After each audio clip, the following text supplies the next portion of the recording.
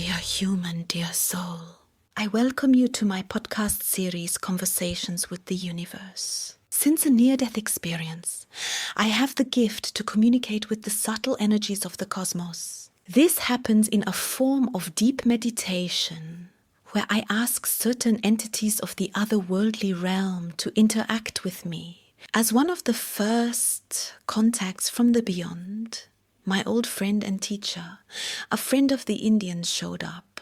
And it is now a great pleasure for me to bring these talks to you in addition to the books in this way. Hello, my dear Padawans, and let's go. Today there is a nice conversation where Gabriel and I share our thoughts now that we have the ascent and distance. That means the different frequency ranges that oscillate higher and the frequency ranges that oscillate lower we'll visit later. What did we experience? What do we think about it? I mean, in the end, we all have now, you as listeners too, traveled the cosmos as such. At least the most important points. The most important areas. What does that do to a person? First of all, I'm talking about myself as the one who wrote down all the things, channeled and recorded. I'm primarily always incredibly surprised by all the information that came through. And I'm happy to share this with you. That's really upfront.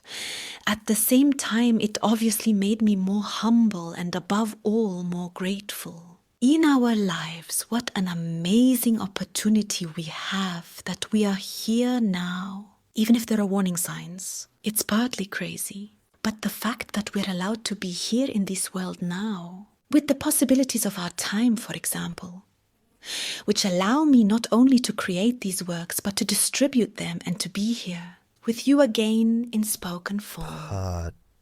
And with this feeling, once felt, sensed and torn through the great whole, am I now actually a different person too?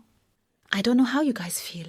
I'd be happy if you'd also like to get in touch via the social networks I'm active in, or by email, whatever you prefer, because I'm really also interested in what all these messages do with you. And of course, logically, and even more so, it brings me to the person who is friends with the Indians. So great reads. Hence, Gabriel. I'm now going to ask you the question of all questions.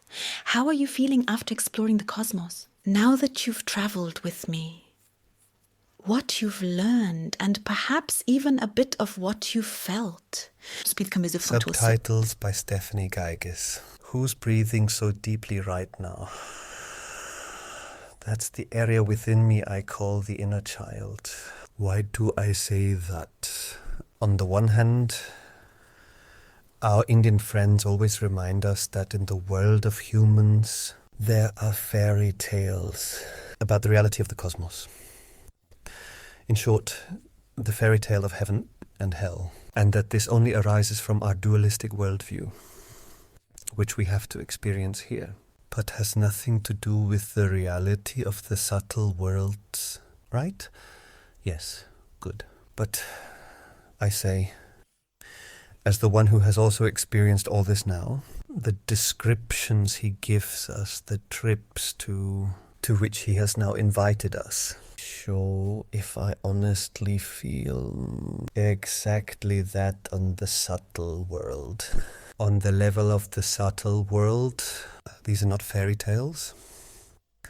Much like our words heaven and hell depict a fairy tale, but they are qualities. There is quality, simply put, from high and far and bright, from deep and black and heavy, from loving and loveless. So there is also a variety of levels there, which extend to duality. Very high, very top, very bright.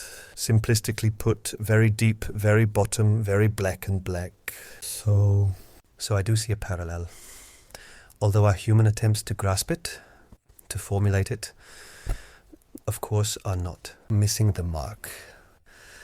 However, there are these various levels, and what's left for me, I really have to be careful and take a deep breath, so I don't just speak childishly or with the consciousness of a medieval person, I feel compelled to walk the path of light so that I don't land in the cold and heaviness and I'll make it very clear, as a punishment for my emotional misconduct. Loveless, cruel, murderous, preventing, killing, cynical, repelling is evil and results in me landing in black, cold, negative, lifeless, lightless levels. That sounds much more nuanced now, but it's hell. So I feel called upon, when I realize this can happen, please be careful. Cleanse yourself, go the path of purification. Do good. Now I'm talking like this quite simply. Do good, okay? And do no evil.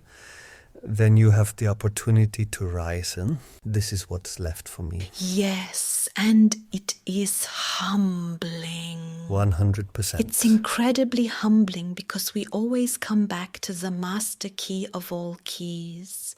The friend of the Indians constantly emphasizes self-responsibility. Because this life, and I just meant that, is the tool with which we do exactly that. And you decide every day. Are we now rather taking the path that allows higher frequencies to resonate within us, also during the lifetime? Or we just act like berserkers all our life and let ourselves be unconsciously sleep from A to B? Staggering. And everyone else is to blame, and I am the victim, and do not ask me what. Or do we also occasionally take responsibility ourselves? Path that leads us somewhere else. Could. The tools here on this planet are there. That's what I mean by we're having a great time now. You just need to go online in quotes and enter a few keywords and you'll be picked up. Surely there will be other opportunities in the future. But now, today and here, it is already here, and these many people who have one take along to a more luminous, purer, higher swinging frequency. They are all there. So at the end of the day, it only costs an alignment. Am I just there for that? I want to multiply. I don't mean that in a derogatory way. Just to realize, okay, I'm multiplying. That's the meaning of my life. Okay, so what? But there's also the other potential. That one takes care of one's soul and prepares for it. And that's the stupid thing. In the end, it really is like in all those books. Life is preparation. Preparation for what comes after. For life after. So I prepare for the after. Yes. We know, friends. The Native American is listening to us right now and is amazed at how we interpret everything. But he must, I think, agree with us on one point. The way he depicts it, the way he describes what's happening in the subtle world is so unspeakably conclusive, and from it's completely right. If one indulges in it, that one comes to a realization. It is what it is. He also keeps making that point in his announcements. Why am I emphasizing this? Let this truth in and of itself, which he conveys, you reach a point where this truth is not negotiable. One cannot just suddenly act as if these eternal laws did not exist. So eventually you come to a point of acceptance. You accept, this is how the cosmos is. And now it gets interesting.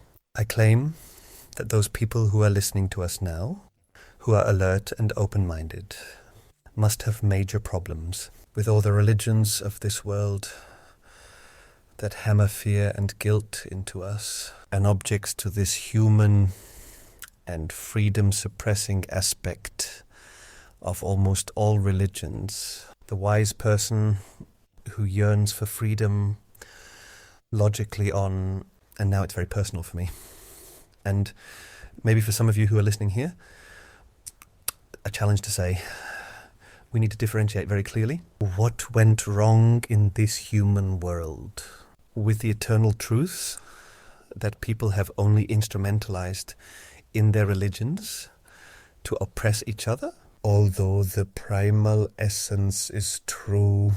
So in the end, one comes with great humility and 1,000 times purified. leaving all religions behind. Back to the sentence, so your will be done, expanded. Heavenly Father, Heavenly Mother, may your will be done, may your law be done, because it is so. And the revolution on this earth against everything concerning religion must not lead to. One stands in rebellion to the primal truth of cosmic laws, because otherwise, to put it briefly and humanly, skin out of the curve. You have summarized it nicely, because this is really a very, very important point, that one should question everything while maintaining this great, big, what was that? Allah is Exactly, great, and so on this and so large forth, yes. cosmos, but must also accept the rules in it, the energy laws. His big leap. So for Nietzsche, it would be a very big leap. He recognized God is dead. But with that, referring to 100% to the forms of people who have taken God, to burn the others. See Giordano Bruno. This God is dead. And then to take the next step again to say, no, God lives, but very differently than we humans have so far. They have perverted to oppress each other. That is, I believe, the great challenge of texts from Friends Indian. When one has the courage to throw away the old forms, to transcend them, and ultimately come back to the very same message. Under the aspect of true love, which knows no oppression, which knows no constriction, which knows no mutilation of the soul. But you mentioned the word courage, and courage is the opposite of fear. We live in times, in my opinion, it has always been like this. We just get it communicated faster, that these fear frequencies are being spread. How? And as a result, the souls lose strength, so they have less courage. Yes, That means it is said faster than you think. Have courage. But if you only... I tried to sketch this in my first book once of being somewhat. If you are on a scale from 0 to 100, just with the potential 10, if you're on the go, then you simply only have a tenth of the power that many others have. And if you now tell these people you guys have courage after all, then it's much, much harder for him than for someone who has just 50 or 60%. By the way, there's a very interesting scale about this, the Hawkins scale, which also holds the different consciousness frequencies. I thought it was great that I found it once. And I always have to think back to this scale. It underlines what we have just learned again about Indian friends, at least on the gross material level. The lower frequencies are the frequencies full of fear, envy, hate, and such things. Hey, we're talking about frequencies. Are you aware of that? Only in quotes from frequencies. That means from a radiation emission frequency, from a vibration with which you go through life, and you decide with which vibration you go. And even if one realizes now, I only have 10%. So if you somehow realize I don't have much power, yes, but then you have in this life the chance to change something about it. Perhaps you can't make 10 out of 100, but you can definitely increase this power, this energy. And for that, there are Indian friends and all other friends, these tools. But That's it. Until next time, bye. You make it sound so easy. Be courageous, let's stay humble, which I also find very exciting. And when we have sniffed into the lower frequencies, and that is quite different, suddenly the friend of the Indians, he gave me the task, go in there. That never happened before. Hey, Malta. He always told me what it was like there is. And of course I got 1 or 2 pieces of information because logically I am connected with him. Connected. Including his memories. And connected with his knowledge. Al testo. But this time he often made the attempt, and I find that totally exciting. Because I also learned that it works. That I can stretch out there with my consciousness. That was very interesting, and it was nice, and in the end it was also very enlightening, and I learned something new. That's cool. But I thought, especially in the last chapter where it's just... So these concepts were about heaven, hell, and so on, which he doesn't like to dig up again. So, no. Wait, this is completely different. What people usually describe as hell and associate with a certain kind of subtlety, those supposedly afterlife, what is waiting for us is not after life, it is already during life. That means for me is in negativity or what life difficult and in some way just difficult and terrible. That's the animal in humans. Is the animalistic in humans, and often we have it that one or the other says devil equals animal and all such stories. But I think this is a very important perspective that I want to give you again. Mainly, there is no hell out there, but please observe your emotions, team, your hormone levels or whatever it's called. Your hormone status, your emotional body, just your sensory body. That, what distracts you? Is it led by the soul or is it more physically guided? And whenever it's physical, you'll often find, I can't say exclusively, but it gets very panicky, hysterical, and very dramatic often. That is the animalistic, is my perspective. Thank you very much. And if you use your life to not be overwhelmed by this animalistic, if one does not let themselves be led astray, but remains true to themselves and works on their soul frequency, then it becomes stronger and can control the animalistic, primal, devilish, call it what we want, overwhelm and make completely different decisions, thereby building and creating a completely different life than if you just stagger along. What do you say to that? This is a tea delivery to Schiller me. once said, even a Mameluke has courage, but virtue is the ornament of a Christian. Sometimes I have to sprinkle the thin salt of humor into our conversation because it makes life easier. And all these considerations too. I feel like I'm slowly coming to some sort of conclusion. Just want to give us one more picture, which ultimately results in thinking about joie de vivre. You used the word devil again.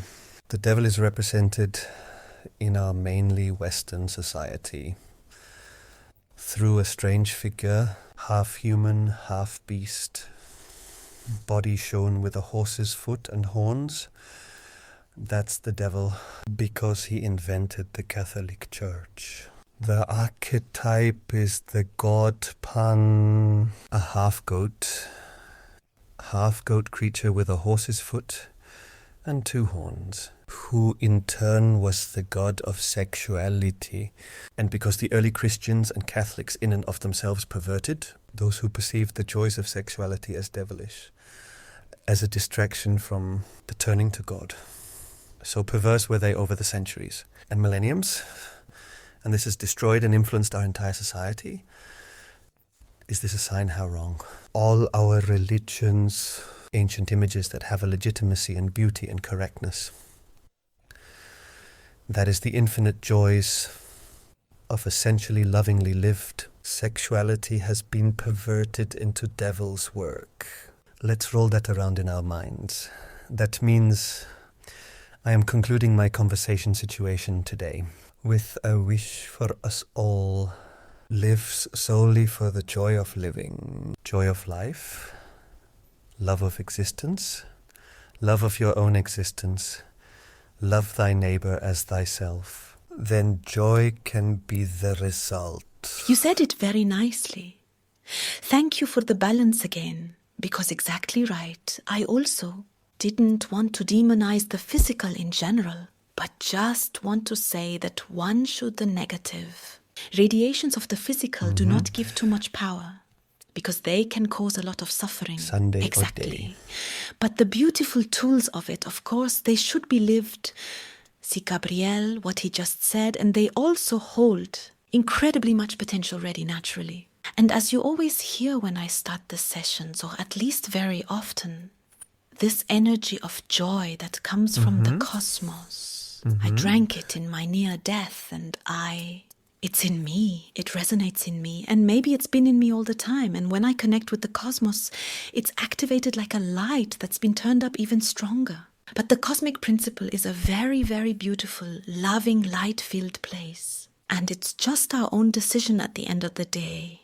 See what we've just discussed. The path we choose, the tools, and also help are all there.